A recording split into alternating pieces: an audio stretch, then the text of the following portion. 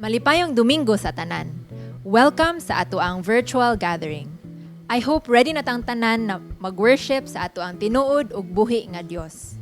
Kung naghigda ka, akong gihangyo nga magbangon ka, o kung nakailangan gipang kuri-kuri, pwede unya na siya, kay hatagan natong importansya ug bili ang ato ang pagdaig sa atong Ginoo karon. Akong basahon ang Salmo 57, versikulo 9 hantod 11. Maghatag ako og mga pasalamat kanimo, o Ginoo, taliwala sa mga katawhan. Magaawit ako og mga pagdayeg kanimo sa taliwala sa mga nasod. Kayang imong mahigugmaong kalulot dako ngadto sa mga langit, ug ang imong kamatuoran hangtod sa mga langit. Igatuboy ka, O Dios, sa ibabaw sa mga langit. Sa ibabaw sa tibuok nga yuta, ibutang ang imong himaya. Magampo ta.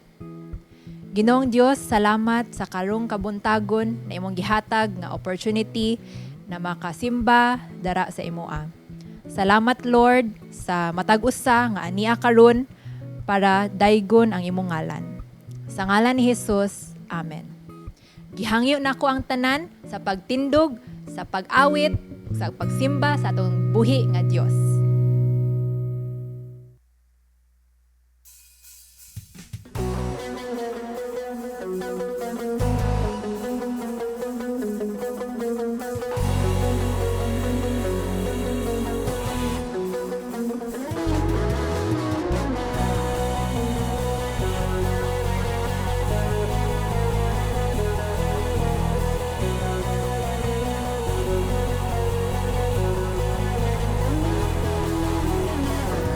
Ikaw ang dalan ug ang kamatuoran, kinabuhi ka sa tanan.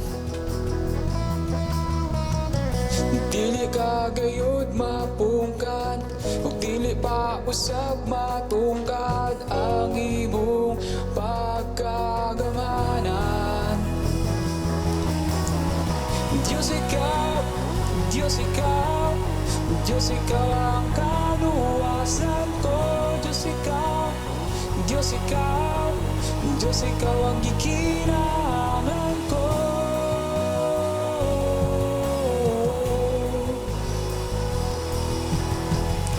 Ikaw ang dalan ug ang kamatuoran, kinabuhi ka sa tanan. Dili ka gayud mapungkan, ug dili pa usab matungkad ang imong pagkagamhanan.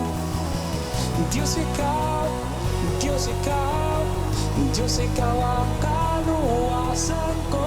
Diyos ikaw, Diyos ikaw, Diyos ikaw ang gikinahanglan ko. Diyos ikaw, Diyos ikaw, Diyos ikaw ang kaluwasan ko. Diyos ikaw, Diyos ikaw, Diyos ikaw ang gikinahanglan ko. Ang kaluwasan ko, gikinahanglan ko.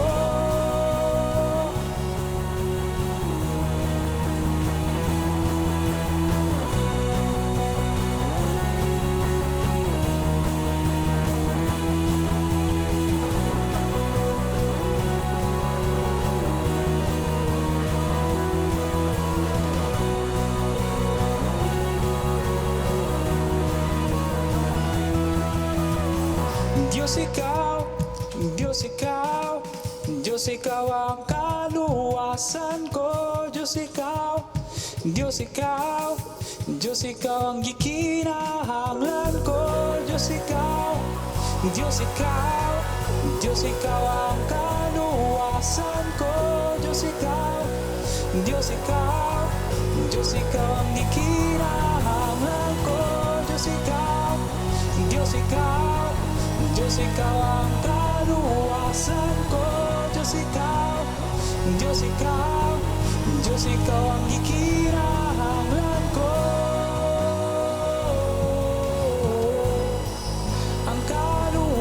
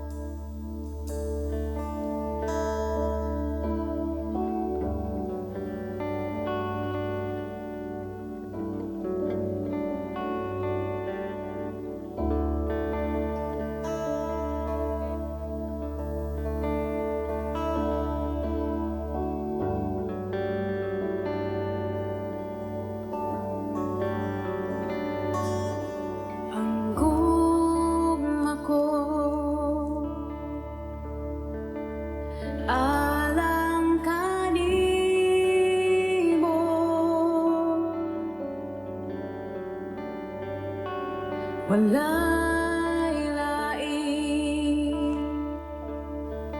Higugmaon ug halaran ko sa matag adlaw. Nasayod ko nga ikaw ang pitik ning dughan ko. Insulti, ikaw akong Ginoo.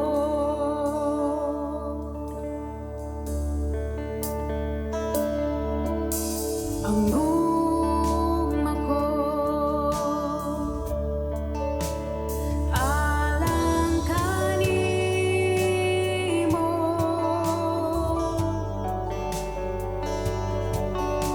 Walay lain. Higugmaon ang halaran ko sa matag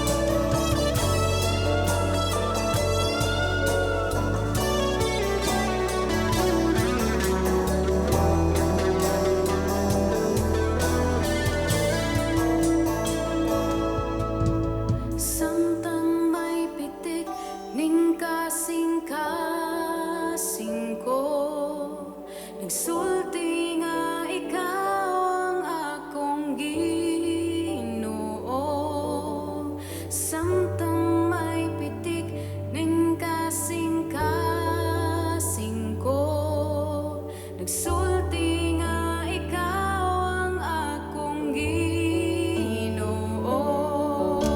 Samtang may pitik ning kasing-kasing ko, nagsulti nga ikaw ang akong Ginoo. Samtang may pitik ning kasing-kasing ko, nagsulti nga ikaw ang akong Ginoo. Simbahan ko ikaw, halaran ko ikaw, ibayon ko ikaw,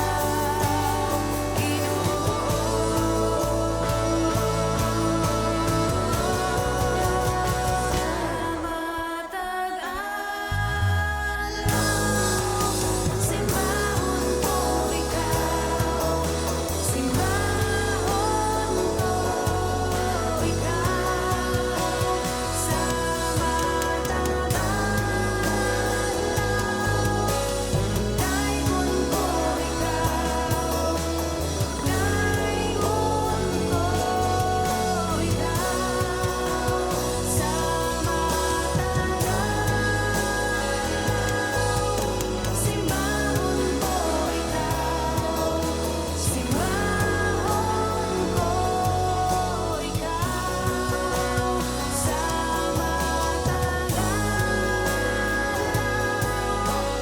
Dayon ko ikaw, dayon ko ikaw, O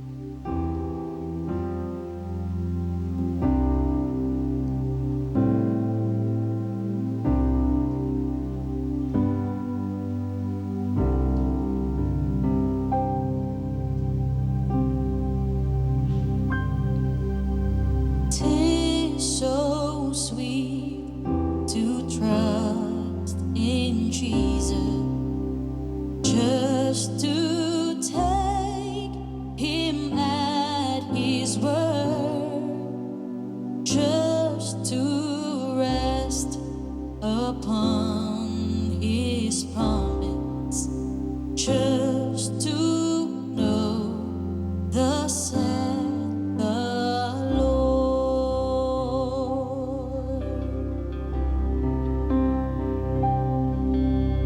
Jesus, Jesus, how I trust Him, how I prove Him o'er and o'er. Jesus, Jesus, precious Jesus, oh, for grace to trust Him more.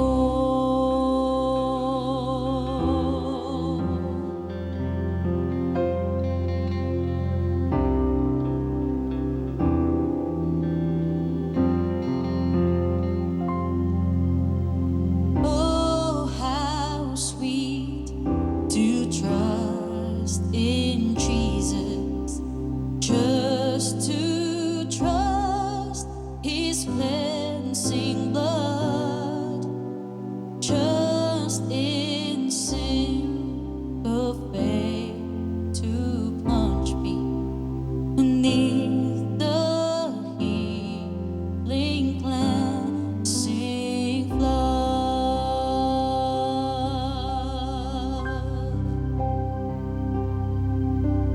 Jesus, Jesus, how I trust Him,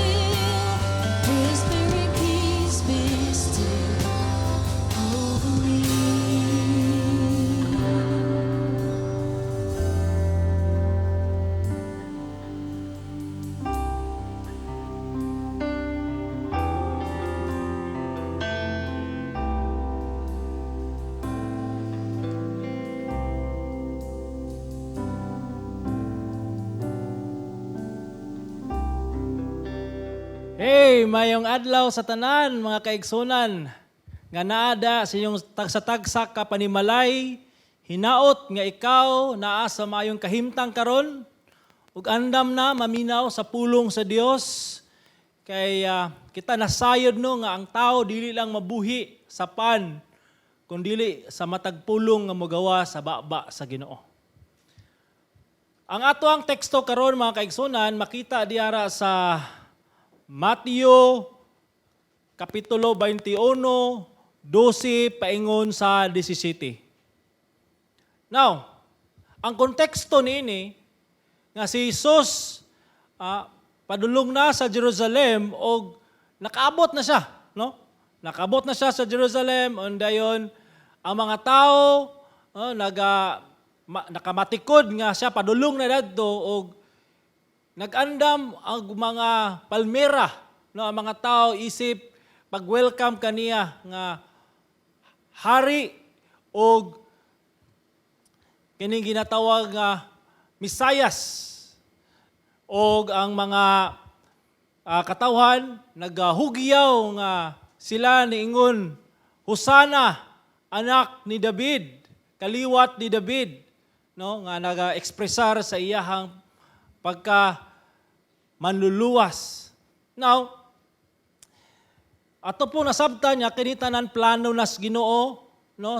Gikan pa sa kanang pagpangita o kaning asno nga iyang sakyan o guban pa.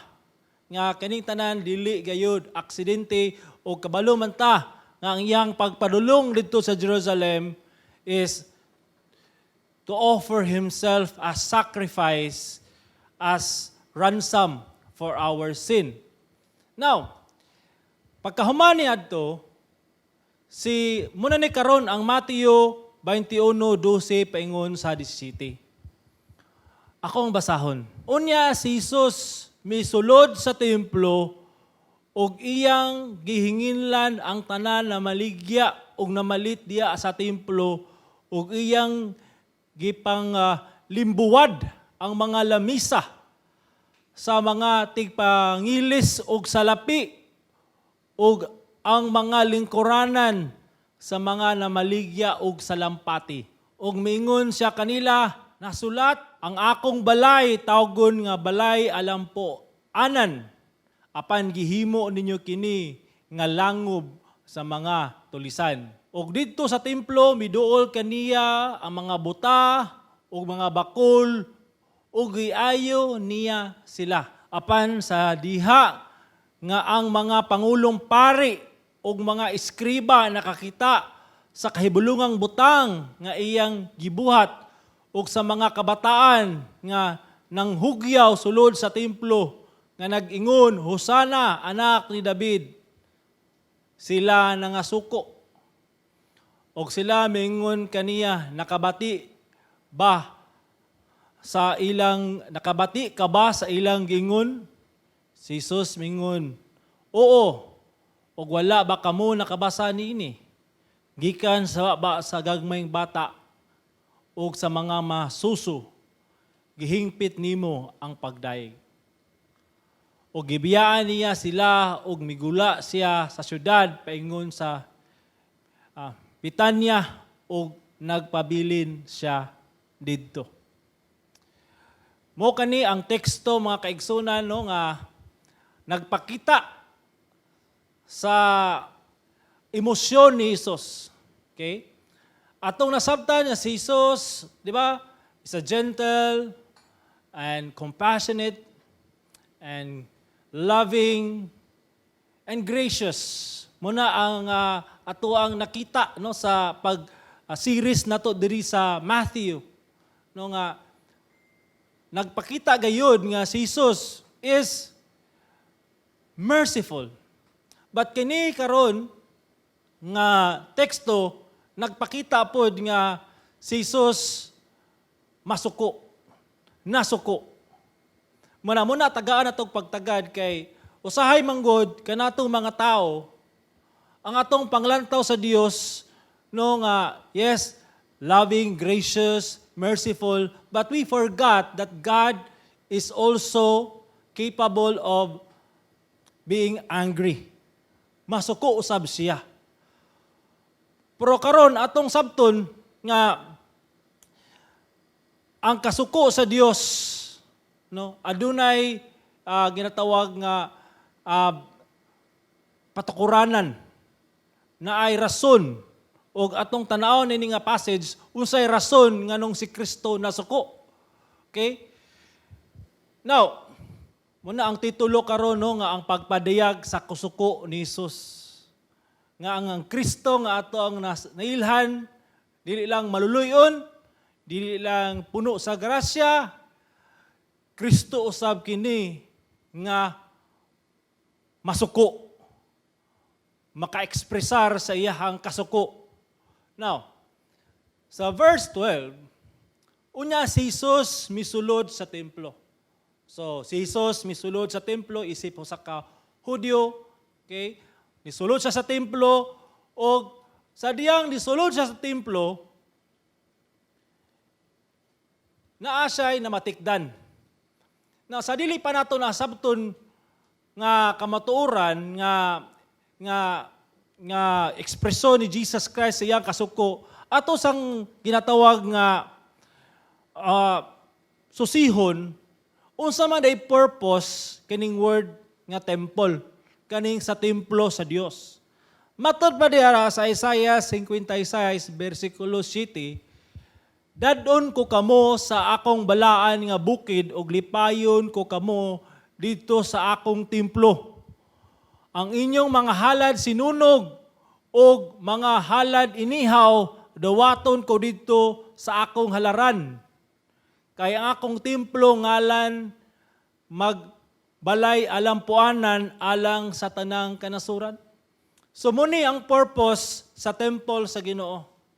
No nga ang mga tao sa lain-laing kanasuran moadto sa templo maghalad ug magampo. So and to worship God and honor God and serve Him. So everybody is welcome to go there and pray and offer and worship to God. So, kaya ang templo sa Ginoo gitawag man siya puloy-anan sa Dios. Diin ang Dios nagapakita no nga siya nagauban ang iyang presence, ang iyang presensya naa sa katawhan. Now, karon unsa man di ay ang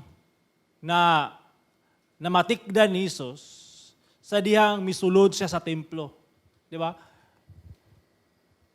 Temple is a place of worship and prayer and offering for sa tanang mga Hudyo or even gali sa dili Hudyo. Now, karon pag-adto niya sa temple, muni ang iyang namatikdan. Daghan og mga namaligya, daghan og mga kaning ginatawag nga mga kasi klase no nga mga tao dito no nga namaligya og mga mananap, naitigbalyo og salapi.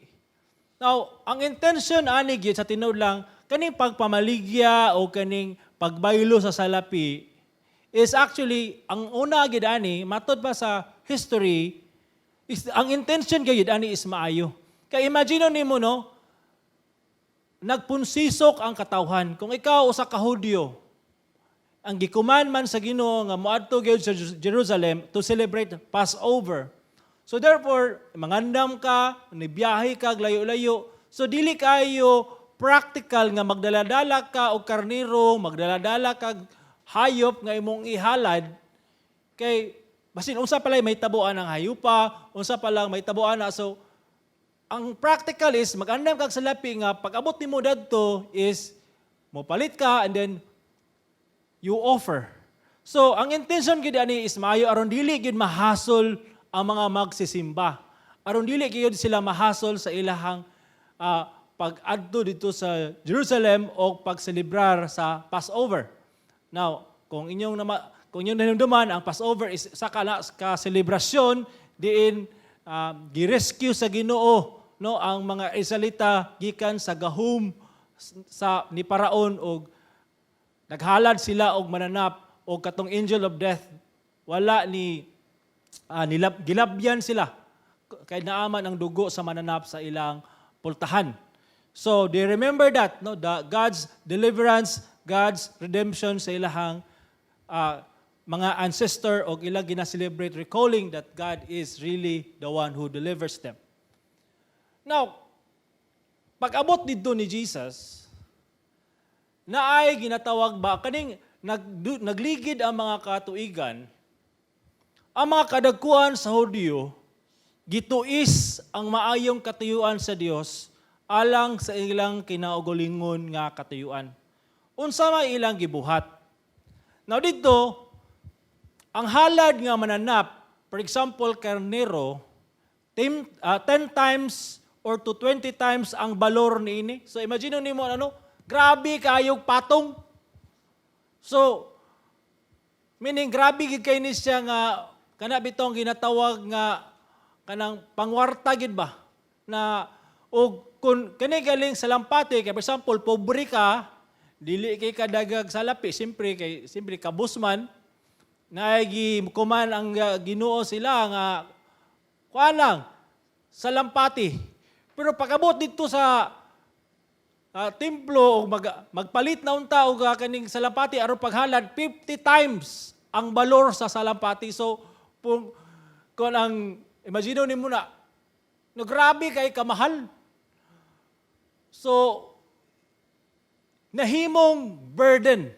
Nahimo na noon ni siya o kaning ginatawag nga babag sa mga katawhan to worship God. O karon napagino kay kani manggong Passover, mo po ni ang time nga tigbaylo og salapi to pay the temple tax. Okay? Pero karon dito sa templo na ay mga tao dito nga magbaylo og salapi kay naa mag-specific nga salapi nga pwede nimo i-pay sa temple. Now, kani siya matarong ni siya nga command, no, kay gi-command man gyapon ni siya sa Exodus. But ang mga buwis, no, sa templo sa diha magpa-exchange ka, taas niya pong kayo siya og patong og ang mga magsisimba kung ikaw nga di ka gusto magastuhan unya kay nagdala ka kulingon nimong mananap niya, dapat man gyud ang mananap nga imong ihalad is katog yung mananap nga wa gibikil, walay kanang unblemished gyud siya nga mananap, no? Nya before nimo na ihalad, imo man na siyang check upon man na kung makapasar ba na or dili. Now, ang uban tungod kay nakorap ang sa mga kadagkuan sa mga Hudyo nga maskin ang imong mananap dili siya ingon nga walay bikil, pero ilang ingon nga disqualified na imong mananap, dili na pwede ihalad. So palit ka dito na mananap dia. So mapugos yung kag palit og halad nga mananap nga mas mahal na nun, dako na no gasto niya, magasto pa kasi mo puloy-anan, dahan ba kay ka og mga, so it becomes karon a burden. It becomes a place nga to worship God and pray to God karon nahimo na ni siyang lugar kaning templo, nahimo nang muna ingon taguanan sa mga tulisan because they rob people. They rob people sa ilahang ginatawag nga silahang panalapi o nag-take advantage ning mga katawhan.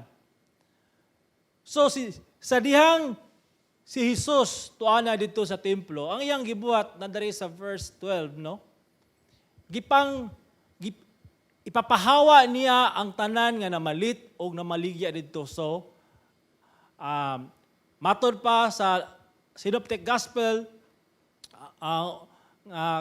si Kristo nagabuhat og ng latos og iyang gipangpapahawa ato mga namaligya didto. Og dili lang kana iyang gibuhat, iya pa yung gipangtuwad ang mga lamisa sa mga tigkabyog kwarta katong exchange, no? O mga kwarta aron pag pay sa temple tax, iyang gipangtuwad to siya og ang mga lingkuranan sa mga namaligyag sa lampati. Na imagine nimo, gipang tuwad po niya apil o katong mga salampati o katong mga kulungan, no, nga abli o nga imagine nimo nang lupad ang mga salampati o even ang mga hayop, mga karniro nakabuhi. O imagine nimo no grabe kayo ang pagpangdakop tingali or pagpamunit aning mga tao nga tigkambyo o kwarta. So, ngano maning gibuhat ni Jesus? So nakita nato diri no nga si Jesus nasuko og ang iyang kasuko iyang gi-ekspresar og tungod nini iyang gibuhat katong ingon tungod kay matod padayon sa Matthew 21:13 siya mingon kanila naisulat sa kasulatan nga ang Dios mingon ang akong balay gipangalag balay alampuanan apan gihimo ninyo kini nga taguanan sa mga tulisan. So this is a prophecy no gikan kang Jeremiah o gi-quote ni Jesus iyahan ni siyang gisulti sa mga kadagkuan sa mga Hudyo nga nagtolerate nga nagatugot niini nga klase nga bluhaton. Ilang gi-defile ang temple sa Ginoo, ilang gi-defile ang katuyuan sa templo, ang balay sa Dios, ilang gi-defile ang balay sa Amahan. Now, napagi mas lalom ana mga kiksonan nga rason ngano yung gipang tuwad ni Jesus, ngano inani gayud ang iyahang ekspresyon sa iyahang kasuko. Kay matod pa diya sa Hebrews chapter 3 verse 5 and 6, si Moses ingon nga sulugoon, nagmatinumanon diya sa tibuok balay sa Dios. So, sulugoon si Moses, nagmatinumanon diha sa tibuok balay sa Dios. Sa pagmatuod sa mga butang nga ipamulong sa umaabot. Apan si Kristo ingon nga anak, nagmatinumanon sa pagdumala sa balay niya. So si Moses, alagad sa Ginoo, nagmatinumanon sa balay sa Dios, meaning he is faithful in serving God in His house. Pero giklaro dari sa Hebrews nga kani nga chapter sa Hebrews gipakita nga si Jesus labaw gyud kang Moses. Kay ang nagtukod sa balay mas labaw gyud siya sa balay. Unya si Kristo isip siya, apan si Kristo ingon nga anak nagmatinumanon sa pagdumala sa balay niya. Siya ang tag-iya sa balay. Siya anak sa Dios. So nakita po nato diri nga Jesus Christ was angry not because kani mga Hudyo di-defile ang kanang not just because kanang ilang gi-defile ang kaning templo sa Ginoo guban pa, but ang pinakalalom gid ani is kun unsay puluyanan sa iyang amahan. Puluyanan usab niya. In the sense na kaning templo is Christ's house also. Now, minumduman ako ang asawa nga duty sa Sclaveria nga pila ka adlaw niya kung makabalo na gali ko nga padulong na siya, so ako po akong buhaton manglimpyo na pukos balay. No, magmap na ko, kuan ako, mahugason uban diya, mamilo, guban pa kay ang iyang gusto nga pakabot niya sa balay, hapsay.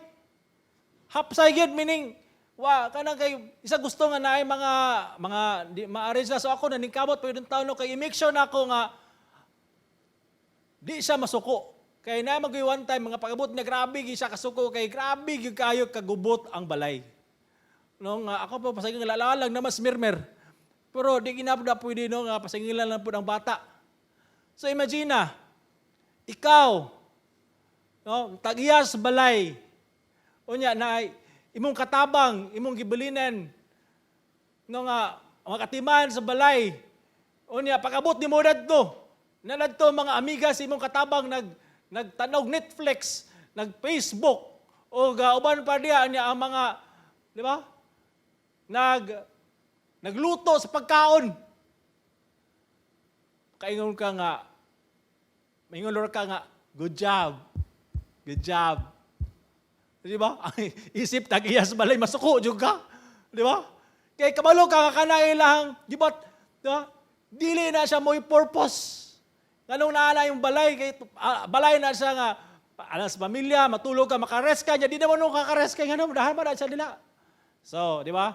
So, imagine mo dari nga, Jesus Christ, anger, expresses ang iyahang, di ba, pagkabalaan o ang iyahang pagkamatarong.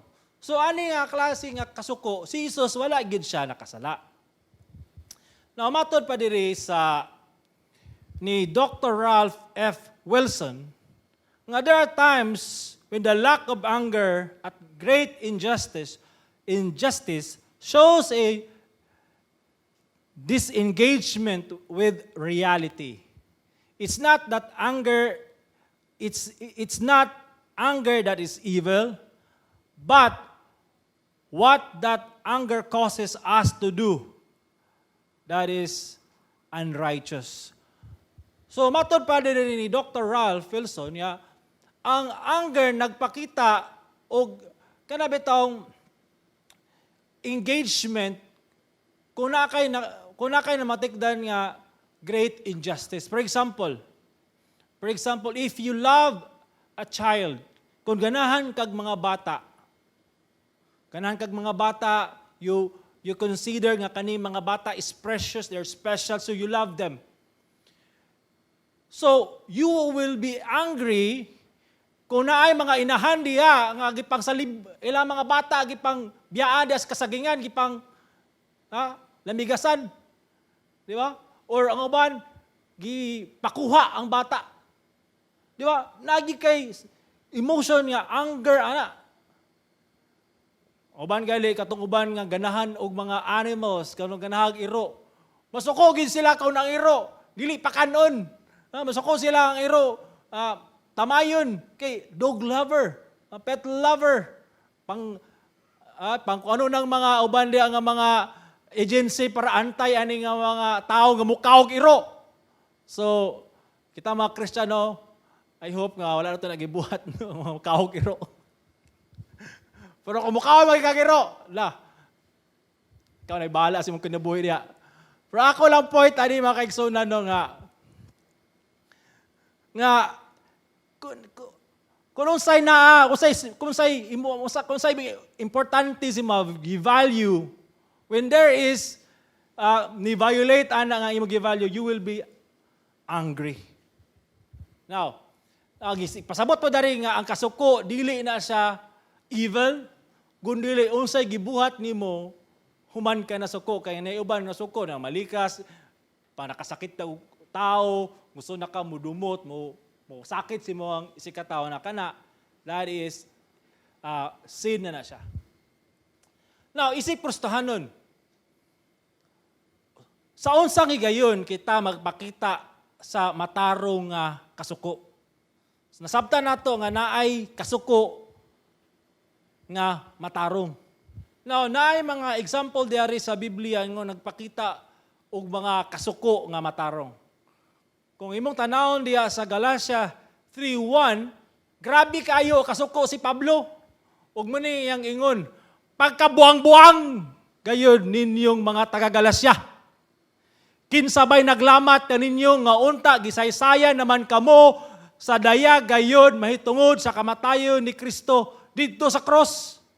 Now, kaning word nga buang-buang, dili ni sa ingon nga murabi tawag term nga murag sa tuwa nga context, sa ilahang context, foolish is the one who knows the truth but refuse to believe the truth or even kani nakabalos kamaturan og ilang gipulihan og bakak og di ba? Mas may tawag nimo ana.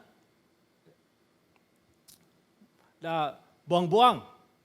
Now, kasabaan ni Pablo ang taga Galacia kay ilang gituhan ang kaning gitawag nga gospel nga dili man na mao ang gitudlo sa Ginoo. Dili man na mao nga gospel nga akong gitulo kaninyo. Ngano ni dawat man mo ini. So when the gospel is being attacked, kung ang mayong balita, ang doktrina na gali ang hilabtan, labi na no, ang kanang gospel, ang mayong balita, then we should express anger. We should express kanang gitawag nga, we should stand on what is right. Di ba? Kaya daghan kaayo karon no, mga Kristiyano, murag wala na ipakialam sa kaning gitawag nga doctrine. Ang ilalang, importante nga, feel good, madawat nako, matulon, applicable sa kong kinabuhi, diha ra sila gabase. Pero when it comes to the doctrine, unsa gayud ang maayong balita, unsa gayud ang gisulti sa pulong sa Dios, murag light la kay ta diha. So that's why as Christians, when the gospel is attacked, when the gospel is being twisted, we must stand on our ground and we must express our emotion. Kini itawag nga righteous anger. Now, ako, in doing that, nga naay mga tao nga nag-expressar og mga nagtudlo og di maayo kay daghan man diha sa Facebook, ako nagkoy ginatawag nga usaw man ako ni aron ko maka counter nila. So tungod kay nasuko ko, naghimo kog vlog The Realist to make Christ known to every home. O sige, I preach the truth. I preach the gospel, the gospel that has been taught by the Lord Jesus Christ. Di ba? Kaya sabi ko, wala lang, magtanga rapog ko. So nadyo kayo mabuhat, no? When there's anger, you will do something that would counter those things that imuhang kanang gitawag nga kalagutan, nga kaning gitawag nga mga false teaching nga nagtuis sa mayong balita. Now, matod pa diri kang Nehemias. Sa Nehemias 5:6, ingon siya diri, nasuko ako pag-ayo sa pagkadungog nako sa ilang pagtuaw niining mga pulunga. So si Nehemiah nakadungog nga ang mga kabus no sa Jerusalem gi-BI, gi-abuse. Pagkadungog ana ni Nehemiah, nasuko siya. Nasuko sa ginabuhat sa mga Hudiyo, silang kapwa Hudiyo, labi na ito mga kabus. Okay, so there's also anger sa mga abuse. So meaning, these are godly individuals expressing their anger. Nga naman, kay matod pa diya sa 1 Corinthians 13:6, ang gugma dili malipay sa dautan. Apan malipay kini sa kamaturan. Di ka malipay sa dautan kung kana nga dautan no nga sipag kung saan sa klase nga dautan kay naman kay uban mga dautan nga makaayo magyapon Di ka malipay ana tungod kay you love the truth. If you love the word of God, if you love Jesus Christ, if you love God, if you love Him, everything that is contrary to His truth, everything that attacks God, attacks Jesus, we should be angry. Because as Christians, dili kita malipay sa dautan. Dili kita malipay sa dautan. That's why, asa ta ibutang sa Ginoo, Christianity should be a life nga kinabuhi diha sa uyon gyud sa kabuton sa Ginoo. Muna nga naidaghan gyud mo attack sa Christianity. Because dili man kita mo give in kung unsa ilahang gusto.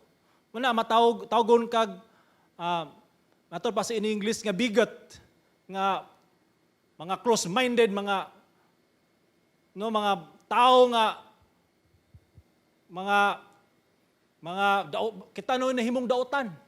But if you love the truth, you love what is right and you will not tolerate evil.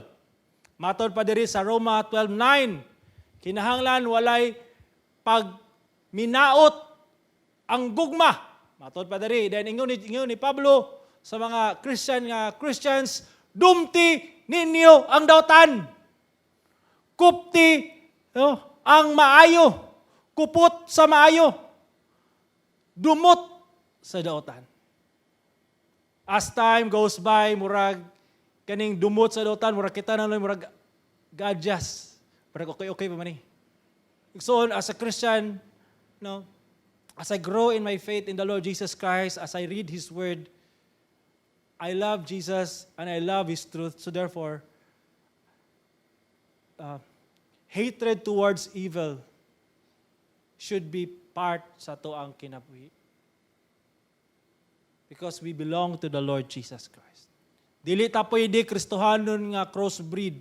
Dili pwede Kristohanon nga neutral. Neutral raman ko nga Christian. No, walay neutral nga Christian.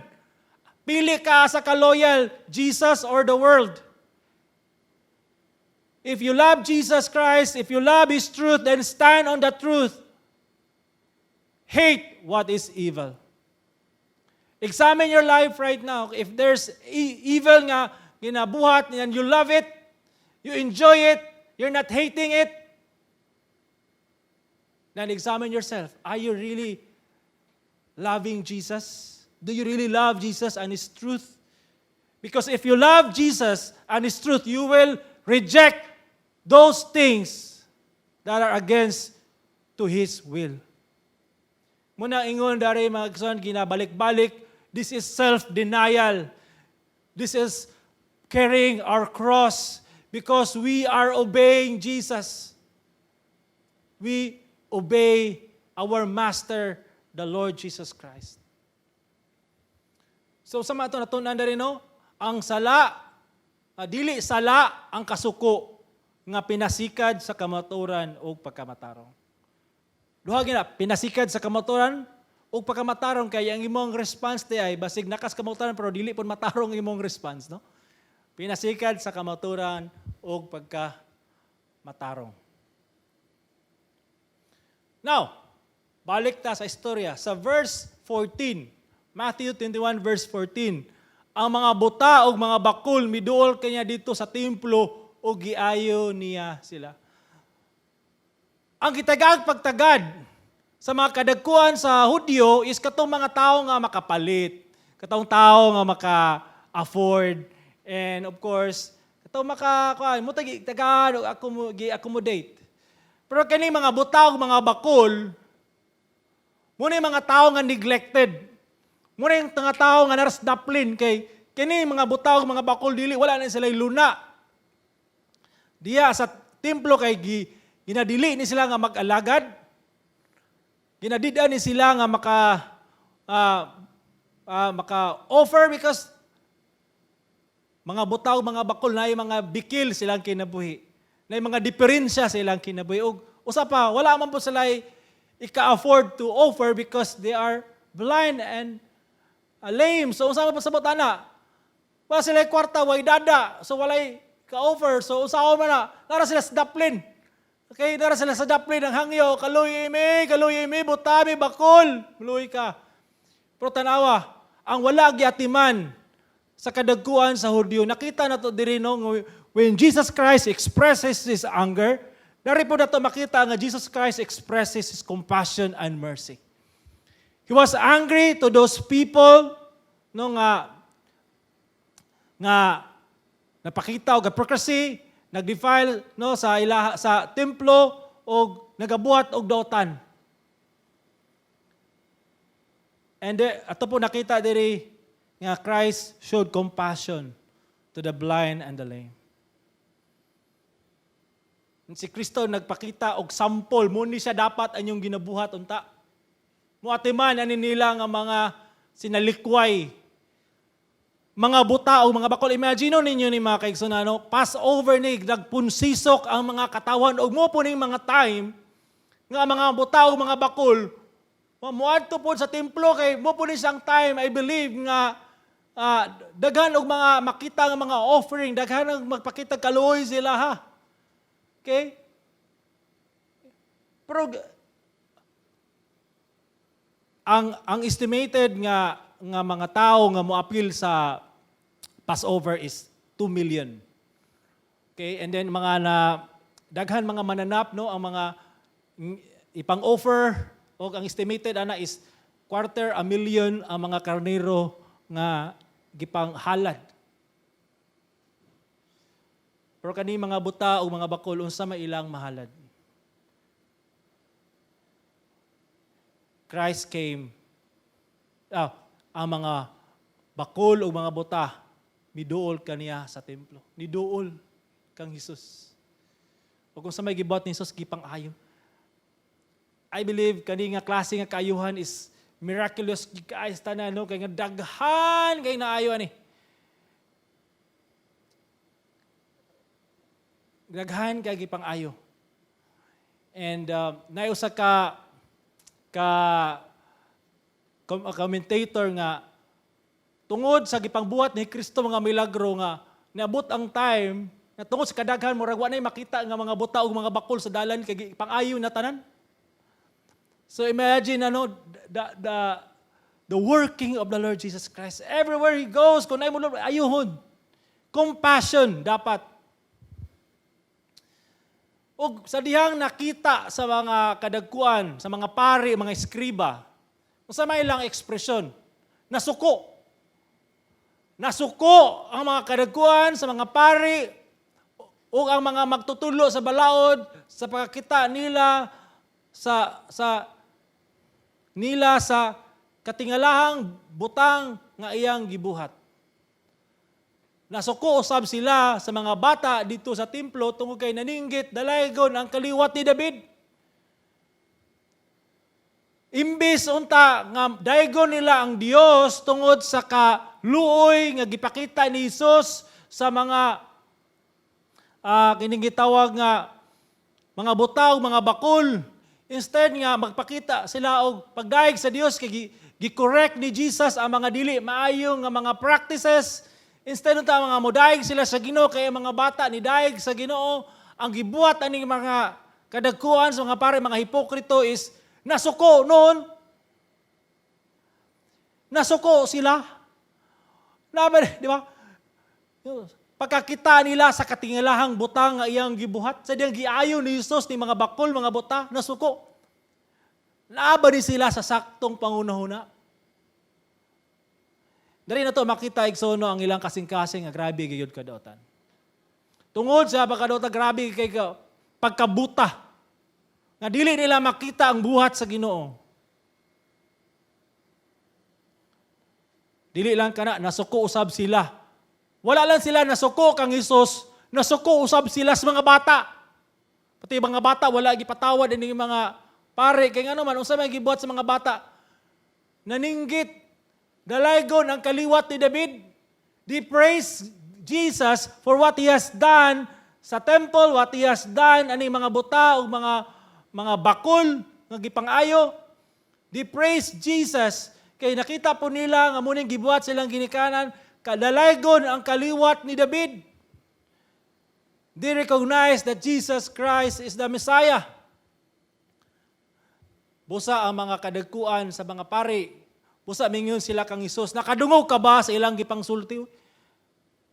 Nakadungog ka ba Hesus? Wala ba nanimbaot ang imong balahibo sa ilang gipangsulti? Sa ingon ni Jesus, sila, Hesus mitubag, nakadungog ako. Wala ba dahi kamo makabasa nining bahina sa kasulatan nga nagingon.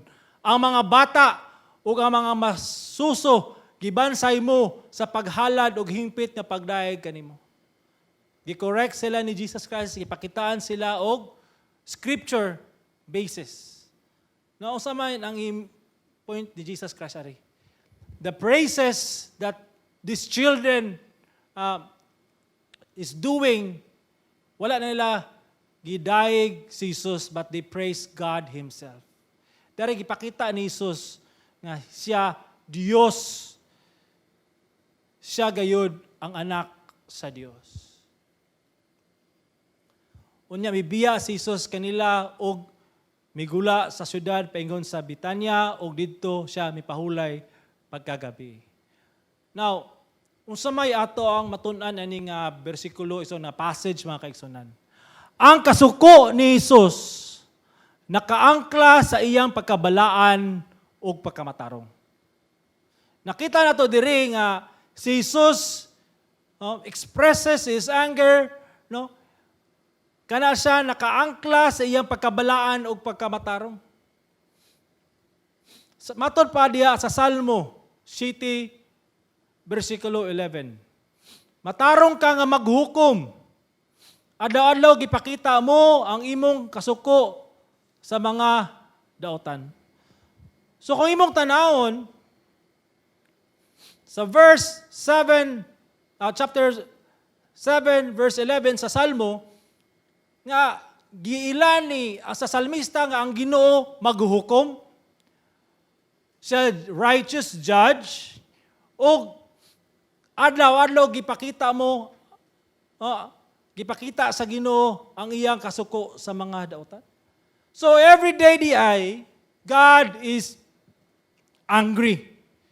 Angry towards people who are doing evil things. Sa tanang katawan, because all have sinned and fall short of the glory of God, meaning all are evil. And every day, God is angry. Klaro kayo sa Biblia. But gidescribe man po sa Bible, no, He is slow to anger. Kunya, sa Habakuk 1:13, ang imong mata balaan kaayo nga mulantaw sa dautan o dili nimo tugutan ang daotang binuhatan. So giklaro po diri no nga tungod kay balaan ang Dios, ang iya mga mata dili niya tugutan ang daotang binuhatan. You cannot tolerate evil. God cannot tolerate evil. And His wrath is always upon those people who have sinned, and kinsama na all people in this world. The wrath of God is always there. Ang kapungot sa Dios sa makasasala kanunay anaa. Ngunang uban nga nangingon nga ang Ginoo loving, God is gracious, God is kind. Yes, but He is also the God of righteousness and He is holy. Therefore, He hates sin, He hates evil. Matod pa rin ni R.C. Sproul, the holiness of God. God's grace is not infinite. God is infinite, and God is gracious. We experience the grace of an infinite God, but grace is not infinite. God sets limits to His patience and forbearance. He warns us over and over again that someday the axe will fall and His judgment will be poured out. God's grace is not infinite. Nasa'y limit niya, and therefore, that's why He always warns us. All have sinned, all are evil, and under the wrath of God. How can we escape this wrath? Matod pa diri sa Roma 5:8-9. Apan ang Dios nagpadayag sa iyang gugma alang kanato nga pinagi niini nga bisan sa mga makasasala pa kita. Si Kristo nagpakamatay alang kanato kay karon nahimo man kitang matarong pinagi siyang dugo. Labi pang luwason kita niya. Luwason kita pinagi kaniya gikan sa kapungot sa Dios. Imagine nimo na mga kaigsonan. Usara gyud ang pamaagi aron kita may likay sa kapungot sa Dios. Moara gyud ang pagsalig kang Kristo kay kun muto ka, mosalig ka kang Kristo alang sa imong kaluwasan nga siya na namatay sa cross. Aron ikaw mapasaylo ang imong sala. Kaya ang kamatayon ni Isus sa cross mo to, siya mo'y nidawat sa kapungot sa Dios o ang pagkamatarong ni Isus iyang ihatag kanimo o ang pagtandaw karon kanimo sa Dios dili na evil, dili na dautan because you are now wearing the righteousness of God and this is the only way for you to escape the wrath of God. Kung dili ka Kristohanon karon, wa kay relasyon kang Isus, embrace Jesus. He is your only hope for the coming wrath of God. Without Jesus, there's no refuge of God's wrath. Believe in Him, repent of your sin, because the wrath of God is coming. And as Christians, our comfort is there is no condemnation in Christ Jesus, because Christ is our righteousness. Let us pray. Salamat kay Ginoo, si mong gugmag kaluoy kanamo. Salamat si mong grasya, salamat sa pagpasabot sa imong kamatuoran. Among ihalad kanimo among kinabuhi, salamat sa kaluwasan nga among nadawat ng Hesus. Sa imong ngalan among ampo ning tanan. Amen ug amen. Karon atong simbahon ang Dios pinagi sa ato ang paghatag. Ingon ang pulong sa Ginoo diara sa Panultihon kapitulo 3 bersikulo 5, 6 ug 9 ug 10. Salig sa Ginoo sa tibuok nimong kasing-kasing, ayaw pagsalig sa imong kagulingong salabutan. Sa tanan nimong mga dalan ilha siya, ug siya magtulid sa imong mga agianan. Pasidunggi ang Ginoo pinaagi sa imong katigayunan ug sa mga unang bunga sa tanan nimong abot. Unya ang imong mga kamalig mapuno tungod sa kadaghan ug ang imong mga puganan magawas sa bag-ong bino.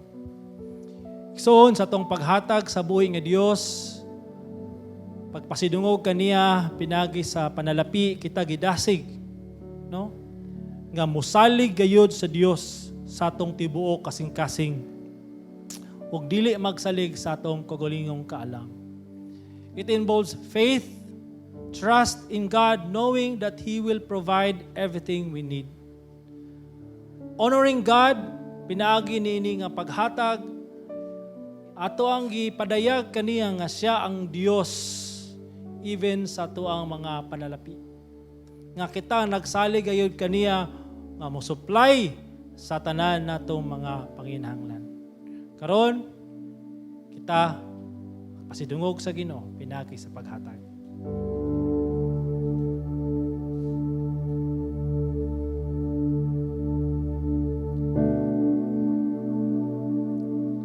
Karong sunod Domingo, ato ang salugon ang komunyon o gihangyo ko kamo nga mag-andam sa mga elemento nga pagagamito, no? Grape juice o pan. O kita mo adto na sa mga pagampo sa pagtapos. Ginoo, daghang salamat sa imuhang pulong nga gihatag kanamo karon. Salamat kay diha kanimo kami adunay kasiguruhan, diha kanimo kami adunay kaluwasan. Busa Ginoong Dios, tabangi kami nga kaning pulong nga among nadunggan, maaplikar gayud sa amuang kinabuhi. Og pinagi nini Ginoo kami malig-on og mahimong Dios nun og magapadayag sa imuhang himaya. Tabangi kami Ginoo sa tanan namo mga panginahanglanon. Sa mga tanan nga o God nga mga needs namo, I pray nga ikaw gayud ang Dios nga mong gisaligan nga mag-supply niini. Lord, we trust you our lives. Amo ning itugyan kanimo ang tanan sa ngalan ni Kristo nga mong Ginoo ug maluluwas. Amen. O amen.